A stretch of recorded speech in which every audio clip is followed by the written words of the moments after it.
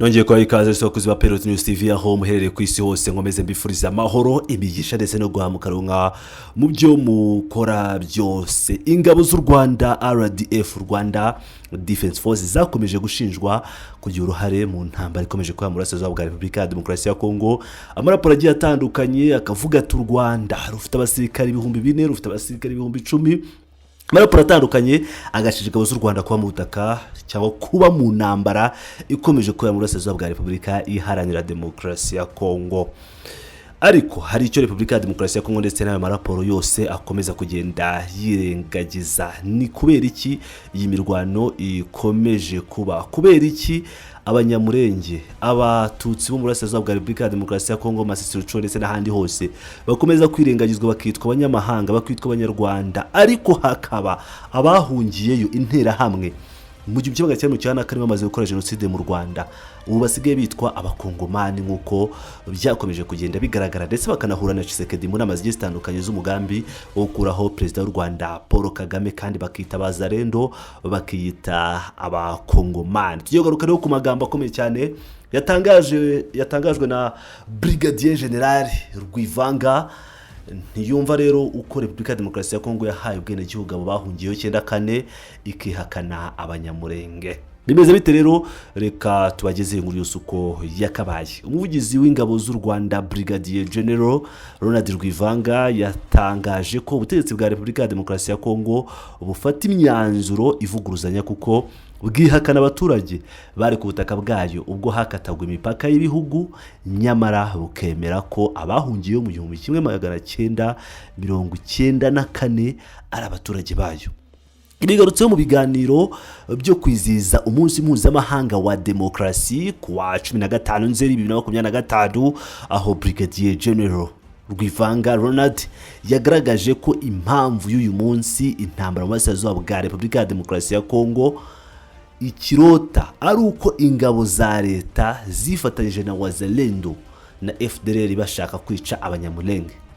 Mu magambo yati, uyu munsi guverinoma ya Congo yemera abantu binjiyeyo mu 1994 nk'abaturage nyakuri ba Congo bitwa wazalendo, ariko abo bari yo mbere bagomba kugaruka mu gihugu inama ya Berlin yakase.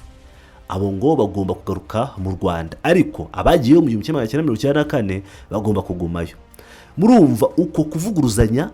Iryo niryo zingiro ry'ikibazo.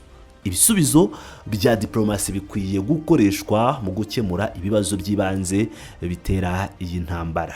Magingaya mu ngabo za FRDC habarizwamo benshi mu bahoze muri Exfare, ubu bagize FDLR ikorera byeruye mu ngabo z'igihugu. Ingero ni nyinshi z'abasirikare bahoze muri Exfare binjiye muri FDLR ubu ifatanya na FRDC mu rugamba rwo kurwanya M23. Aba barimo Ntawunga Pacifique uzwi nka General Omega, General Gaston Iyamuremye na Brigadier General Gakwerere wafashwe na M23 akoreza mu Rwanda afite ibirango by'ingabo za leta ya Congo ku mpuzankano uniforme smoko yari yambaye. Umuti rero w'intambara muri Congo urashoboka ibihugu bifatanyije. Brigadier General Rwivanga yavuze ko ibibazo by'umutekano mu karere byakebuka mu gihe impande nyinshi zishoboye gukorera hamwe mu gushaka ibisubizo. Mu magambo yati, natanze urugero rwa Congo aho navuze ko dushobora guhindura ibiri kuba mu gihe nk'akarere twaba twemeranyije ko bikwiye gukorwa. Ubu twemeranyije nka EAC na SADC, ko twishyira hamwe tugashaka igisubizo. Yashimangiye ko mbere habayeho amakosa ingabo za Afurika y'Iburasirazuba zibanza kwirukanwa bazibwira ngo ntabwo muri kurwana, reka tuzane iza SADC zirwane. Muzi byabaye. Nubwo ati ntabwo wakemura ikibazo cya politiki ukoresheje intambara, byapfiriye mu ntangiriro. Brigadier General Rwivanga yavuze ko ingabo zari muri iyi ntambara ari za Afrika y'Epfo, Malawi, Tanzania, Abajanjura, Romania na wazalendo.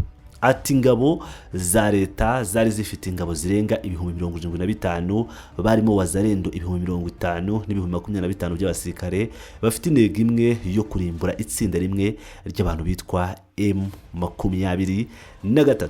muri Mutarama 2025 ubwo M23 yigaruriraga umujyi wa Goma na Bukavu n'ibindi bice bigize Kivu y'amajyaruguru n'amajyepfo. Ibihugu bitandukanye byagiye bivuga ko uyu mutwe urwanya ubutegetsi bwa Congo wafashijwe n'u Rwanda, ariko rwo rukabihakana ndetse rugatanga n'ibimenyetso bivuguruza. Mu magambo ya Ronald ati ariko abantu ntibagira isoni, reba ibyo bihugu byose hanyuma ukavuga ngo M23 ifashwa na yatsinze.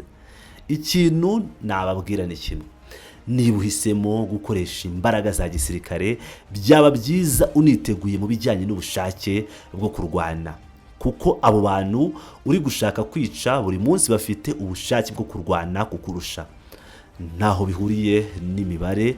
Mu gisirikare hari ibintu bitatu bituma abantu batsinda urugamba, harimo ibikoresho, ubushake n'impamvu byo kurwana. Icya gatatu kikaba amayeri n'ubumenyi.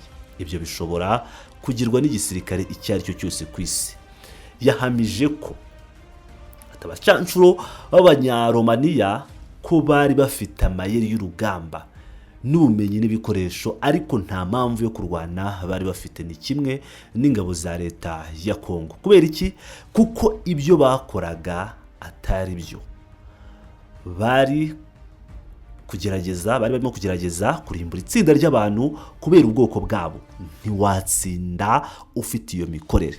Brigadier Gen.Rwivanga yavuze ko mu gihe umuntu ahisemo gukoresha ingufu za gisirikare akirengagiza gukemura ibyerekeye uruhande rwa politiki, birangira akomeje gutsindwa. Mu magambo yati iryo ni ryo kosa guverinoma ya Congo ikomeje gukora uyu munsi, kandi bazakomeza gutsindwa nibadakemura ikibazo bagihereye mu mizi, nibadashyira mu bikorwa ibisubizo by'ibibazo byo mu rwego rwa diplomasi n'ibya politiki.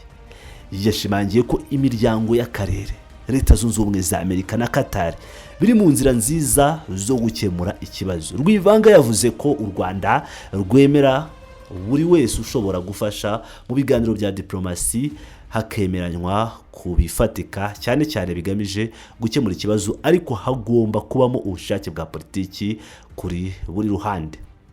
Ngira ngo rero murabyiyumvira ibyatangajwe na Ronald Rwivanga, akaba ari umuvugizi w'ingabo z'u Rwanda, w'igisirikare cy'u Rwanda RDF, avuga ku bikomeje kuba mu burasirazuba bwa Repubulika ya Demokarasi ya Congo, uburyo ingabo za leta FARDC na takataka yose twakomeje kujya tuvugaho, ubwo ndabara FDLR, bamwe mu basirikare bakomeye cyane muri FARDC kuko baranakomeye, barimo nka Crap yayoborwaga na Colonel Ruhinda, nawe waje kuraswa n'inkuba. Ntiyamenye uko byagenze nyuma yuko grenade zimuturika, ngira ngo murabyibuka neza, n'umurambo we twarawuberetse nyuma yuko apfuye, ndetse n'abarimo ba General Omega bo bakiri mu gisirikare, Backgr bo twarabazanye bari naho i Kigali, ndetse n'abandi batandukanye. Ngira ngo murabizi neza FDLR irakomeye cyane, ariko aba FDLR babafata nk'abakongomani, abanyamurenge ndetse n'abatutsi bo muri Masisi, bari bo muri Rucuru, Kanyabayonga n'ahandi hose, abo ngo bafatwa nk'abanyarwanda ngo banarudiye kwabo. Ibyo ni biki?